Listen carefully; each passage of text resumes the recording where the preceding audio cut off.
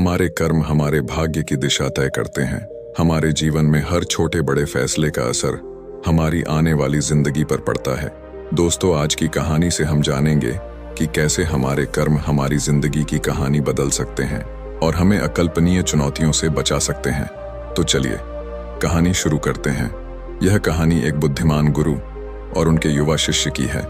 गुरु अब बूढ़े हो चुके थे और उनका शिष्य अभी जवान था। गुरु बहुत ही गहरे ध्यान में जाने वाले व्यक्ति थे। जब वह ध्यान में बैठते तो कई दिनों तक ध्यान करते रहते थे। उनके पास एक विशेष शक्ति थी जिससे वह ध्यान की अवस्था में भविष्य देख सकते थे। एक दिन ध्यान करते समय उन्होंने देखा कि 9वें दिन उनके शिष्य की मृत्यु हो जाएगी।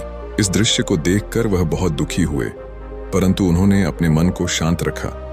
उन्होंने शिष्य को बुलाकर कहा, मैं तुम्हें अगले 8 दिनों की छुट्टी देता हूं। तुम अपने घर जा सकते हो और अपने परिवार के साथ समय बिता सकते हो, लेकिन याद रहे 9वें दिन की शाम होने से पहले तुम्हें वापस लौटना होगा। शिष्य को यह सुनकर बहुत खुशी हुई और उसने कहा, गुरुदेव, आपका बहुत धन्यवाद। मैं अपने परिवार से मिलने का बहुत दिनों से सोच रहा था। गुरु ने मुस्कुराते हुए कहा, ठीक है, लेकिन समय का ध्यान रखना। शिष्य ने गुरुदेव का आशीर्वाद लिया और पहाड़ी से नीचे उतरकर अपने गांव के रास्ते पर चल पड़ा।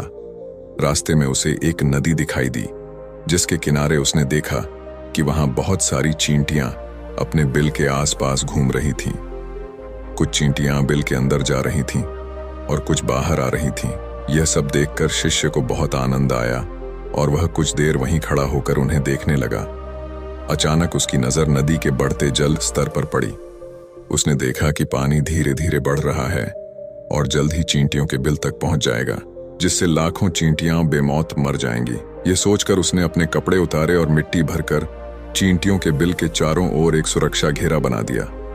साथ ही उसने बहुत कुशलता से मिट्टी को काटकर एक नाली बना दी, ताकि लहरों से आने वाला पानी नाली के माध्यम से वापस नदी में चला जाए। इस काम को पूरा करने के बाद वह नदी पार कर अपने घर की ओर चल पड़ा। घर पहुंचने के बाद शिष्य को समय का पता ही नहीं चला और 9 दिन कब बीत गए उसे भनक तक नहीं लगी। 9वें दिन उसे याद आया कि आज शाम तक गुरुदेव ने आश्रम वापस लौटने का आदेश दिया था। उसने उसी रात अगले दिन सुबह आश्रम के लिए निकलने की तैयारी कर ली। सुबह होते ही वह आश्रम के लिए निकल पड़ा और उसे उम्मीद थी कि वह शाम होने से पहले पहुंच जाएगा। शाम होने को थी और गुरु आश्रम में बैठे सोच रहे थे कि आज 9वां दिन है। अब तक तो मेरा शिष्य इस दुनिया को छोड़ चुका होगा, उन्होंने दुखी होकर सोचा। वह इस बात से दुखी थे कि वह मरने से पहले अपने शिष्य को आखिरी बार देख भी नहीं सके। जैसे ही गुरु यह सब सोच रहे थे, उन्होंने देखा कि दूर से कोई व्यक्ति आश्रम की ओर आ रहा है। ध्यान से देखने पर वह चौंक गए, क्योंकि वह उनका शिष्य ही था। गुरु दौड़कर उसे गले से लगा लिया और कहा, तुम जिंदा कैसे हो?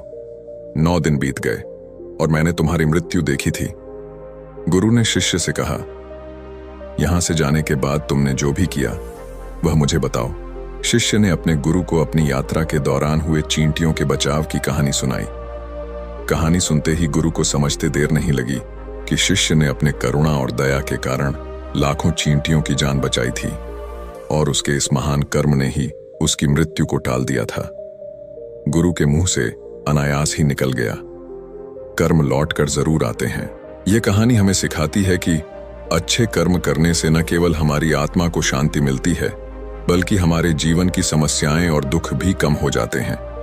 जब हम निस्वार्थ भाव से दूसरों की मदद करते हैं, तो हम एक ऐसी सकारात्मक ऊर्जा का निर्माण करते हैं जो हमारे जीवन को सुख और संतोष से भर देती है। हर अच्छा कर्म, चाहे वह कितना भी छोटा क्यों न हो, हमारी आत्मा को पोषण देता है और हमारे जीवन को उद्देश्य प्रदान करता है। जीवन में अच्छे कर्म करने के लिए न तो पैसे की जरूरत होती है और ना ही किसी बड़े अवसर की।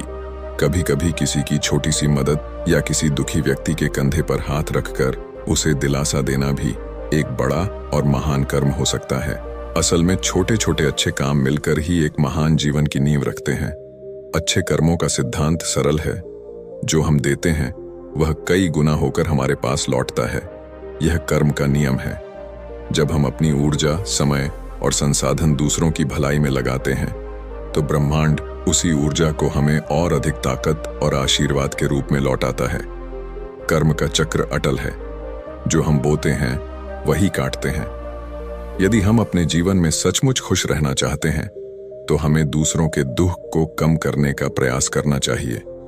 जैसे जैसे हम दूसरों के जीवन में खुशी और राहत लाते हैं, वैसे वैसे हमारी अपनी जिंदगी भी खुशियों और संतोष से भरने लगती है। दोस्तों, आशा करते हैं आपको यह वीडियो अच्छी लगी होगी। वीडियो अच्छी लगी हो तो वीडियो को लाइक और शेयर जरूर करें।